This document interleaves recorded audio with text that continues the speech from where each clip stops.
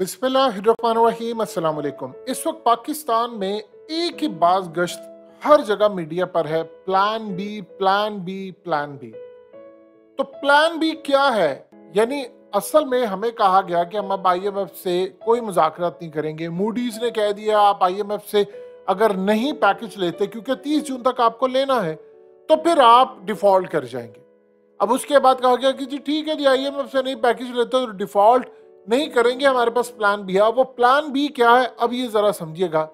और खुदा ना खासा अगर प्लान बी नाकाम हुआ तो फिर उसके बाद क्या होगा, ये आप लोग अच्छी तरह जानते हैं।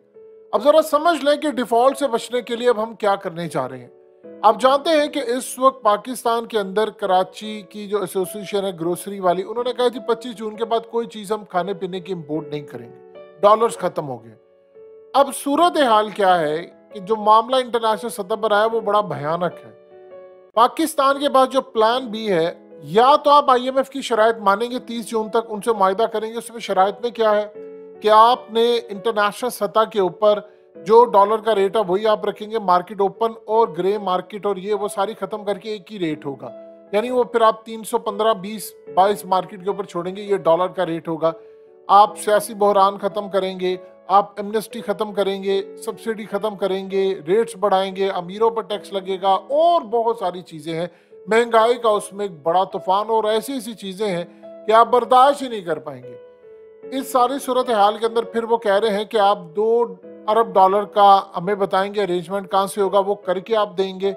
ये तमाम मामला होंगे और आपने जो 25 अरब डॉलर इस साल अदा करना है कर्ज, वो कैसे करेंगे, हमें पूरा वर्कआउट बनाकर दें।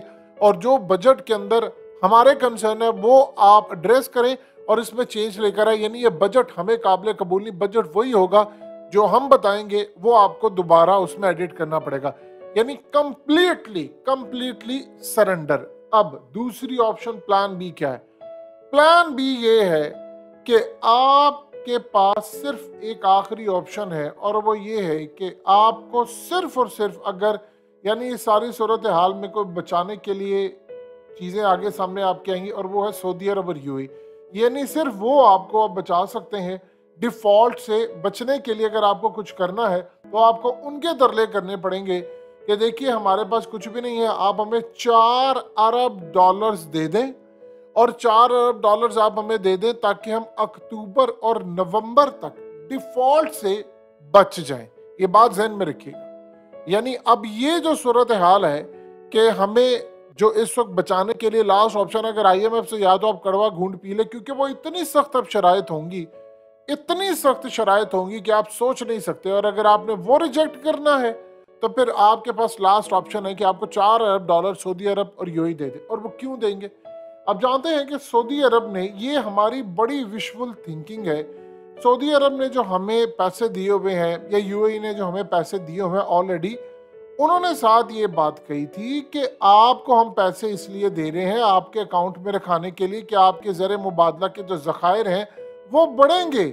और वो इसलिए रखे हैं कि आप लोग आईएमएफ के साथ, यानी जो आपने जो पैसे हैं वो आईएमएफ के प्रोग्राम के साथ आपकी डील है, इसीलिए हम आपको दे रहे हैं। यानी आप अंदाज़ा कर लें कि ये जो हमारे फ्रेंडली कंट्रीज हैं उन्होंने हमें पैसे दिए थे कि आप चूंकि आईएमएफ से पैसे ले रहे हैं तो आईएमएफ ने कहा है कि इतने आपके रिजर्व्स होने चाहिए, इतने फलाना होने चाहिए, तो आपको अपने अकाउंट में रखने हैं, तो हम आपको सिर्फ इसलिए पैसे दे रहे हैं कि आप आईएमएफ से डील करें, अदरवाइज हम आपको पैसे नहीं दे रहे। तो अब इस सारी सूरत हाल में ये लिंक्ड है आईएमएफ की डील के साथ। तो सवाल ये है कि वो फिर हमें कैसे 4 अरब डॉलर देंगे जब हम आईएमएफ से डील ही नहीं कर रहे। यानी अब ये सूरत हाल है। देखिए अब हो क्या रहा है, सऊदी अरब और यूएई वो ममालिक हैं जो तरक्की याफ्ता ममालिक है। आपके लाखों लोग जॉब्स दी हुई है यूएई ने, दुबई में, शारजा में, उनके पूरे के पूरे मुल्क में। इसी तरह सऊदी अरब में हमारे लाखों पाकिस्तानी है, यानी 27 लाख तो हमारे सिर्फ सऊदी अरब के अंदर हैं और हमारे लाखों के हिसाब से यूएई में है। तो आप ये बताएं, इसी तरह कतर में डिफरेंट जगहों पर। तो यूएई और सऊदी अरब वो असल में ये भी चाहते हैं कि पाकिस्तान में स्टेबिलिटी है। और कई दफ़ा सऊदी अरब उनके सफ़ीर आपको कह चुके हैं कि वो चाहते हैं कि मुल्क के अंदर इस्तेहकाम आए, और इस्तेहकाम के लिए वो आपको क्या कहते हैं वो आप सबको पता है। सवाल ये पैदा होता है अगर आप उनकी तरफ जाते हैं तो फिर आपके साथ क्या होगा? वो आपको अगर लेट से पहली तो बात अभी उन्होंने पैसे आपको दिए नहीं तो आपने उनसे बात करनी है, तो ऐसे तो कोई पैसा नहीं देगा। देखिए 3 से 4 अरब डॉलर बहुत बड़ी रकम है। आपने उन रकम से ये कर्ज लेकर आपने अपनी किस्तें भी तो अदा करनी है, तो आपने क्या उनके पैसों से करनी है? तो वो तो पाकिस्तान में मोहम्मद बिन सलमान तो क्लियरली कह चुके हैं कि आप अपने मुल्क के अंदर इन्वायरमेंट ऐसा बनाएं कि हम आपके मुल्क में आकर इन्वेस्ट करें। उन्होंने कहा कि आप अपने मुल्क में अमन लेकर आए। अमन आता है इंसाफ से, इंसाफ आता है कि हर ताकतवर गरीब आम शख्स को एक जैसा इंसाफ मिले। वो तो पाकिस्तान में अगले 50 साल तक भी आपको होता हुआ नजर नहीं आ रहा, अंटिल कि अल्लाह पाक को इस कौम पर रहम आ जाए और हमारे लिए कोई खैर का टाइम आ जाए। अब सवाल यहाँ पर यह है कि अगर ये सूरत हाल इस वक्त पैदा हो रही है, तो फिर अगर उन्होंने भी आपको पैसे नहीं दिए और IMF के साथ भी आपकी डील नहीं होती, देन व्हाट? फिर आपके साथ क्या होगा? फिर तो मूडीज कह रहा है कि आप डिफॉल्ट की तरफ जा रहे हैं, तो फिर उसके बाद खुदा ना ऐसा तो चीजें कंट्रोल से बाहर है। यानी फिर तो ये हालात है कि हम अपने जो सैलरीज हैं वो भी पे करने को तैयार नहीं। तो आपको सोल्यूशन क्या है? देखिए आपके पास इस वक्त सोल्यूशन कोई नहीं है। आपके पास सिर्फ एक ही सोल्यूशन है जिससे आप अपना मुल्क चला सकते हैं, और वो आपको करना पड़ेगा। उसके अलावा आपके पास कोई मामला नहीं। सोल्यूशन ये है कि आपको तमाम चीजें रिवर्स करना पड़ेंगी पूरे मुल्क के अंदर।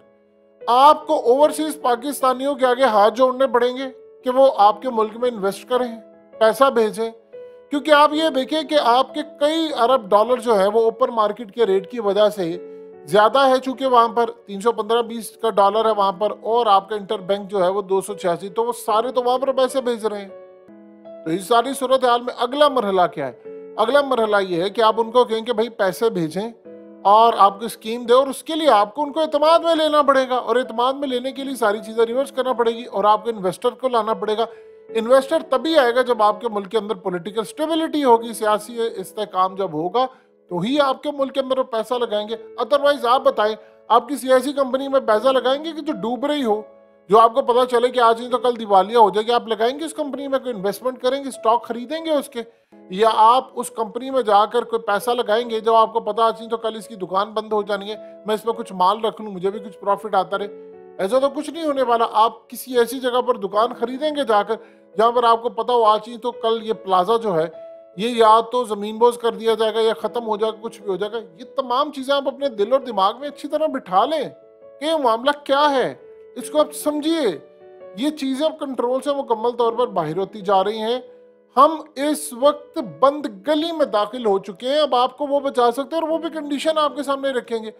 देखिए उन्होंने अपने मुल्क के अंदर क्या किया है, आप जाकर तो देखिए जरा, यूएई को देखें, सारे रशियंस और यूक्रेन के इन्वेस्टर वो आ गए हैं, अमन कायम किया। दुनिया का नंबर 1 कंट्री है सऊदी अरब और यूएई। सऊदी अरब के अंदर मदीना दुनिया की बेहतरीन प्लेस है औरतों के लिए, हकूक है। आप बताएं जरा, ये यूएई में ये खवातीन क्यों इतनी ज्यादा आती है? दुनिया में इससे ज्यादा सेफेस्ट प्लेस ही कोई नहीं है औरतों के लिए। इतना उन्होंने अमन कायम किया, और वो अमन उन्होंने एक रात में कायम किया। उनकी मेहनतें हैं पीछे, उनके जो लीडर्स हैं उन्होंने इतना वर्क हार्ड किया है। और इस सारी सूरत हाल में आपको भी वो एडवाइस करते हैं। अब वहां पर क्यों सारे प्रॉपर्टी खरीदे? पाकिस्तान ने भी वहां पर अरबों डॉलर्स की खरीदते हैं। सऊदी अरब, आप देखें न्यूम प्रोजेक्ट मोहम्मद बिन सलमान जो इस वक्त कर रहे हैं, वो पूरी दुनिया का इन्वेस्टर उधर जा रहा है कि नहीं यार ये काम करना है। उन्होंने क्या काम किया? कोई रॉकेट साइंस किया, अमन कायम किया है, और वो टेक्नोलॉजी को आगे लेकर जा रहे हैं। हमारे मुल्क की तरह नहीं फलाने को इंसाफ नाम की चीज ही नहीं है। तो आपके पास सोल्यूशन एक है कि आप ओवरसीज पाकिस्तानियों से हमें भीख मांगना पड़ेगा कि भाई आप पैसा भेजें, कोई इन्वेस्ट करें, और इसके लिए आपको हालात ठीक करने पड़ेंगे।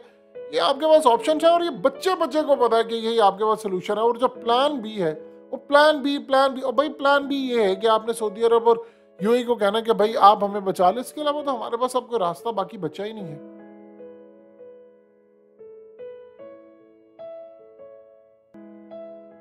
हकीकत टीवी को सब्सक्राइब करना मत भूलें, वीडियो को लाइक करें, शेयर करें, और कमेंट सेक्शन में अपनी राय का इजहार जरूर करें।